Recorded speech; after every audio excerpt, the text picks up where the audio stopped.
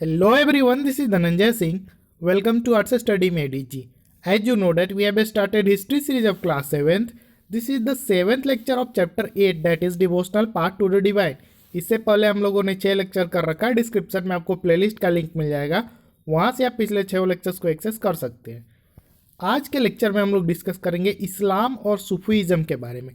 अभी तक के लेक्चर में हम लोगों ने हिंदू धर्म और उससे रिलेटेड संतों के बारे में डिस्कस करा था, लेकिन आज हम लोग इस्लाम के बारे में पढ़ेंगे। तो इस्लाम में भी जो संत होते होंगे, यानी कि उनके जो पुजारी होते होंगे, इस्लाम धर्म को मानने वाले, उसका प्रचार प्रसार करने वाले, उनके बारे में डिस्कस करेंगे। तो इनके जो संत होते थे ना इस्लाम धर्म के, उनका काफ़ी ज़्यादा मिलता जुलता था किससे, जो भी मतलब तौर तरीका था, आइडियाज़ था, वो मिलता जुलता था हिंदू संतों से। तो ऐसा माना जाता है कि ये लोग अपना आइडिया जो है शेयर किया करते थे। हम लोग मेडिएवल पीरियड के बारे में बात कर रहे हैं, जब भक्ति आंदोलन हुआ था उस टाइम का बात कर रहे हैं, अभी का नहीं या एंशिएंट का नहीं, मेडिएवल पीरियड का बात हो रहा है। तो जो सूफी थे, आखिर सूफी थे कौन?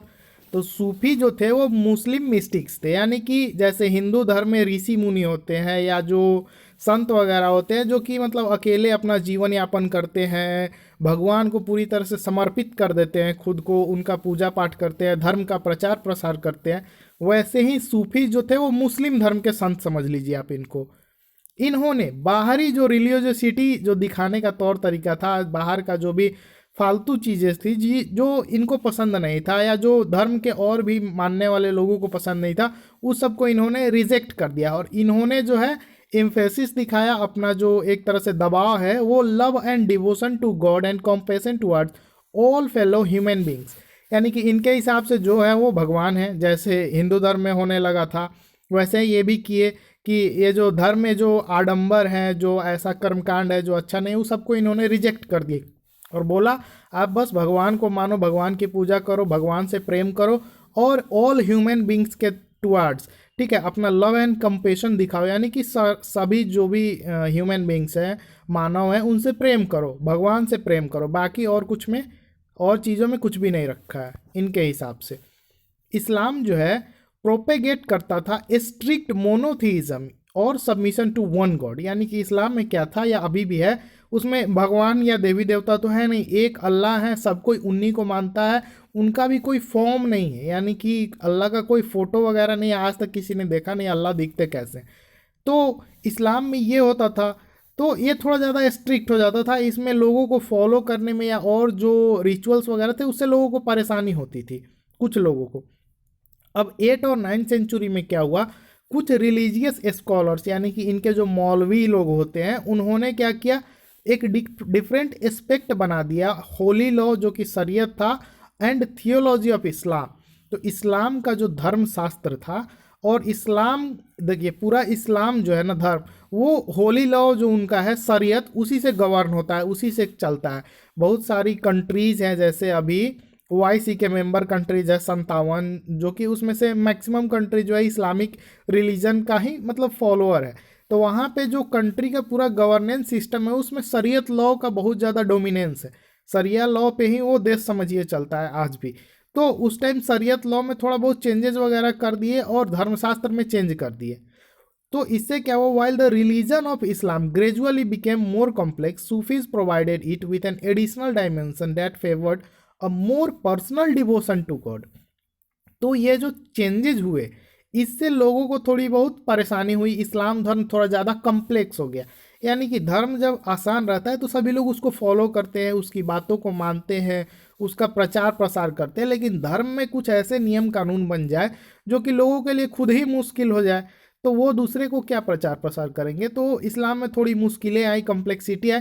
तो उसी टाइम ये सूफीज़ आए हैं, और ये सूफीज़ ने क्या किया, उसको मुश्किलों को क्या किया, आसान किया, और लोगों को एक रास्ता दिखाया कैसे वो पर्सनली डिवोट कर सकते हैं, पर्सनली जो है भगवान की तरफ जा सकते हैं, भगवान की तरफ जा सकते हैं, यानी कि भगवान का पूजा पाठ जो भी उनके हिसाब से होता है वो सब कर सकते हैं।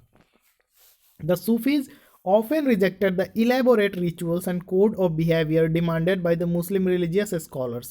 तो जो मुस्लिम धर्म के जो मौलवी लोग थे, मुल्ला लोग थे, या और भी जो बड़े बड़े रिलीजियस स्कॉलर थे, तो उन्होंने कुछ नियम कानून जो religious ritual code of behaviour वगैरह सेट किया था, उसको सूफी रिजेक्ट करते थे, बोलते थे नहीं, इनका कहा हुआ बात ये सही नहीं है, बिल्कुल भी सही नहीं है।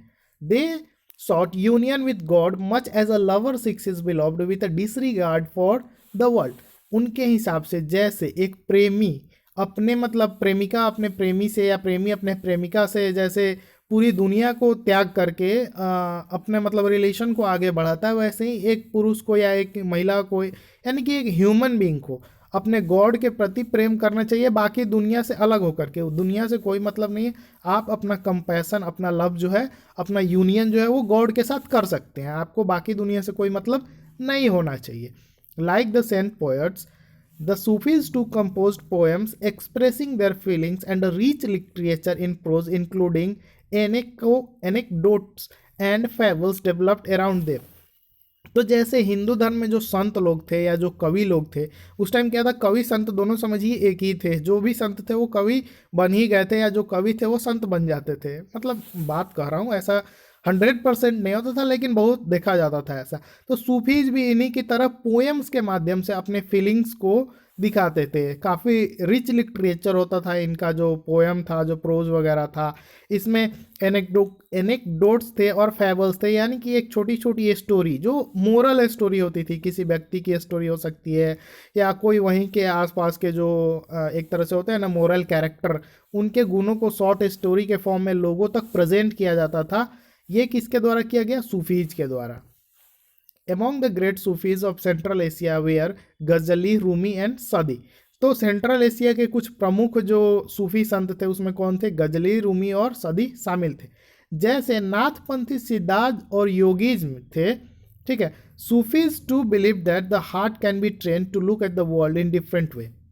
तो नाथपंथी सिद्धार्थ और योगी वाला लेक्चर आप लोग देखे होंगे, उसी हिसाब से सूफीज का भी मानना था, जो हमारा हृदय है, जो हमारा दिल है, उसको ट्रेन किया जा सकता है इस दुनिया को दूसरे नज़रिए से देखने का। एक नज़रिया जो आम लोग देखते हैं और दूसरा नज़रिया जो एक अच्छा व्यक्ति, एक मतलब ज्ञानवान व्यक्ति जिसके पास अच्छा ज्ञान हो, जो भक्ति मार्ग पे चलता हो, जो जिस मतलब जो भगवान के प्रति प्रेम दिखाता हो, वो अलग नज़रिए से देख सकता है। तो ये सूफीज का भी मानना था। उन्होंने एक इलेबोरेट मेथड को निकाला, मतलब एक काफ़ी डिफरेंट मेथड डेवलप किया ऑफ ट्रेनिंग, मतलब लोगों को ट्रेन करने का, यूजिंग जिक्र। जिक्र क्या होता है? चैंटिंग ऑफ ए नेम और सेक्रेड फार्मूला, यानी कि जैसे हम लोगों में ओम भूर्भुवः स्वः हिंदू धर्म में किया जाता है, वैसे इस्लाम धर्म में इन्होंने जिक्र का मतलब जिक्र किया, ठीक है। उसके बाद कंटेम्पलेशन, शामा, राक्स, डिस्कशन और of parables, breath control, it under the guidance of a master और पीर, यानी कि एक मास्टर या पीर जिसको बोला जाता था, जैसे उनके गुरु हो गए पीर, तो उसके संरक्षण में इन्होंने काफ़ी कुछ निकाला जिससे लोगों को ट्रेन किया जा सके, जैसे गाने के माध्यम से, डांस के माध्यम से, या छोटी छोटी शॉर्ट स्टोरीज के माध्यम से डिस्कशन करके, ठीक है। तो चैंटिंग के माध्यम से, यानी कि जो फार्मूला वगैरह, फार्मूला सेक्रेड फार्मूला, यानी कि जो मंत्र वगैरह का उच्चारण होता है, ये सब सूफियों ने इंट्रोड्यूस किया किस धर्म में? इस्लाम धर्म में। Thus emerged the silsila, a spiritual genealogy of Sufi teachers, each following a slightly different method, तरीका of instruction and ritual practice। इस तरह से एक सिलसिला का इमरजेंस हुआ। सिलसिला क्या होता है? वंशावली, एक तरह से एक चेन समझ लीजिए आप, यानी कि एक ऐसा गुरु, जो एक ऐसा मास्टर, एक ऐसा पीर, सब एक ही है, तो जिसने सारा ज्ञान को बटोरा, वो ज्ञान लोगों को बांटा, वो ज्ञान लोगों को बांटा एक अपने तरीके से, उसका अपना एक तरीका था, वो कैसे लोगों को, एक समझ लीजिए टीचर है, वो अपने तरीका से पढ़ाता है, तो वैसे ही एक पीर जो था वो अपने हिसाब से लोगों को धार्मिक ज्ञान देता था। अब वो धार्मिक ज्ञान जो है, फिर उसने अपने एक खास जो उसका मतलब फॉलोअर होगा या जो उसका बेटा होगा, उसको सारा ज्ञान वो सिखा दिया। फिर वो जब उसके मृत्यु के बाद या उसके मतलब देहांत हो जाने के बाद वो व्यक्ति उसको आगे कंटिन्यू करता है, तो एक तरह से चेन बन गया ना उसका। तो इस तरह से बहुत सारे सिलसिलाज का जनरेट हुआ, बहुत सारे चेन डेवलप हुए, और हर चेन अपना अपना अलग तरीका था रिचुअल प्रैक्टिस करने का, इंस्ट्रक्शन देने का। ये क्या है? ये मिस्टिक्स इन एक कैस्टिसी, ठीक, तो इसमें जो मुस्लिम धर्म के जो अनुयायी हैं, मानने वाले हैं, वो अपना पूरा आनंदमयी तरीके से पूजा पाठ में लगे हुए हैं, डूबे हुए हैं। कश्मीर में देखा जाता है एक ऋषि ऑर्डर ऑफ सूफीज़म फ्लोरिश किया था कब, 15th और 16th सेंचुरी में। ये जो ऑर्डर था इसको इस्टेब्लिश किया था शेख नूरुद्दीन वाली, जिनको नंद ऋषि भी कहा जाता है, और इनका काफ़ी ज़्यादा डीप इम्पैक्ट था कश्मीर के लोगों पे। अ नंबर ऑफ श्राइन्स, बहुत सारे जो मंदिर टाइप के, मंदिर बोल सकते हैं आप, धार्मिक जगह, वो डेडिकेट किए गए हैं ऋषि संस के नाम पे। और ये कहाँ पे पाए जा सकते हैं, अभी भी कश्मीर में बहुत सारे जगहों पे इस टाइप के श्राइन्स जो इनके नाम पे डेडिकेटेड है उसको देखा जा सकता है। A large number of Sufis from Central Asia settled in Hindustan from the 11th century onwards.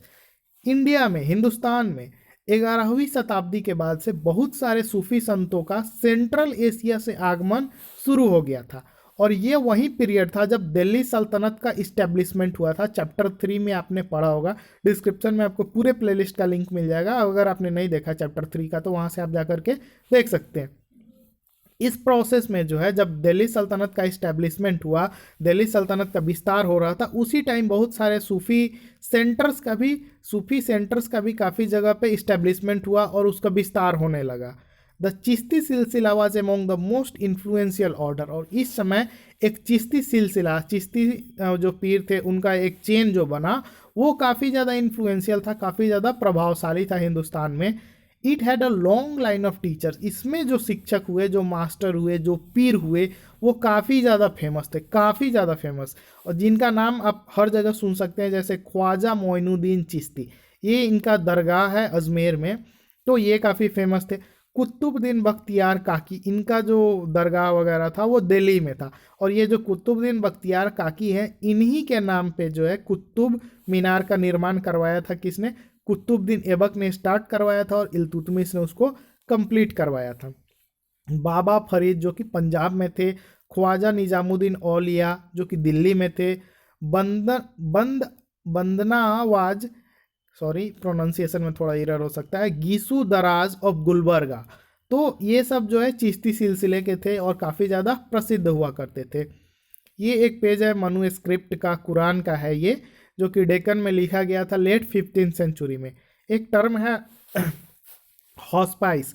Hospice क्या होता है, एक हाउस ऑफ रेस्ट होता है ट्रेवलर्स के लिए, specially one kept bye a religious order. एक रिलीजियस ऑर्डर के द्वारा एक ऐसा जगह जहाँ पे क्या रिलीजियस स्पेशली पीपल जो थे वहाँ पे रुक सकते थे, या जो ट्रेवलर्स थे वो वहाँ पे रुक सकते थे, उसको हॉस्पाइस हम लोग कहते हैं। तो आगे हम लोग देखते हैं इसका यूज आएगा। तो जो सूफी मास्टर्स थे वो अपना असेंबली खानकाज में रखते थे, खानकाज और हॉस्पाइसेस, यानी कि खानका वहीं ऐसा जगह जहाँ पे जो रिलीजियस टूरिस्ट या नॉर्मल ट्रेवलर्स आकर के रुके और धार्मिक ज्ञान वगैरह का प्रचार प्रसार करें। Devotees of all descriptions including members of royalty and nobility and ordinary people flock to these खानकाज। तो सभी जगह से डिवोटीज, हर किस्म के अलग अलग प्रकार के जो डिवोटीज थे, भक्त थे, सब एक साथ यहाँ पे इंक्लूड मतलब जमा होते थे, आते थे, चाहे वो रॉयल्टी से हो, नोबिलिटी से हो, या आम आदमी हो, यानी कि राजा महाराजा के परिवार से हो, कबीलों के सरदारों के परिवार से हो, या आम आदमी के, सब इस खानकाह में आते थे। यहाँ पे आने के बाद ये डिस्कस करते थे स्पिरिचुअल मैटर्स पे, जो भी धार्मिक मैटर होता था उस पे ये लोग बातचीत करते थे। वहाँ पे जो संत होते थे उस हॉस्पाइस में या खानका में, उनसे आशीर्वाद लेते थे। ऐसा उनका मानना था कि उनका आशीर्वाद लेने के बाद जितने प्रॉब्लम्स हैं सब सोल्व हो जाते हैं। और या बहुत सारे लोग थे जो यहाँ पे सिंपली इसलिए भी आते थे ताकि यहाँ पे जो म्यूजिक और डांस का सेशन चलता था, यानी कि धर्म का प्रचार प्रसार करने का ही एक मेथड था, तो उसको भी वो लोग अटेंड कर सके, इसलिए भी बहुत लोग आते थे। तो अलग अलग पर्पस से लोग आते थे, लेकिन सबका एक ही मात्र उद्देश्य होता था, धर्म को, मतलब जो ज्ञान है उसको लेना और धर्म के अपना अच्छे से पालन करना वगैरह, ईश्वर के पास कैसे, मतलब ईश्वर से एक तरह कनेक्शन को इस्टेब्लिश करना, इन सब चीज़ों को लेकर के लोग आते रहे होंगे। Often people attributed Sufi master with miraculous powers that could relieve others of their illness and troubles. ऐसा लोगों का मानना था, ये जो सूफी मास्टर्स होते थे, जो पीर जिनको कहा जाता था, इनके पास बहुत सारी शक्तियाँ होती है, एक जादुई शक्ति जिससे कि किसी का भी दुख दर्द को ख़त्म किया जा सकता है।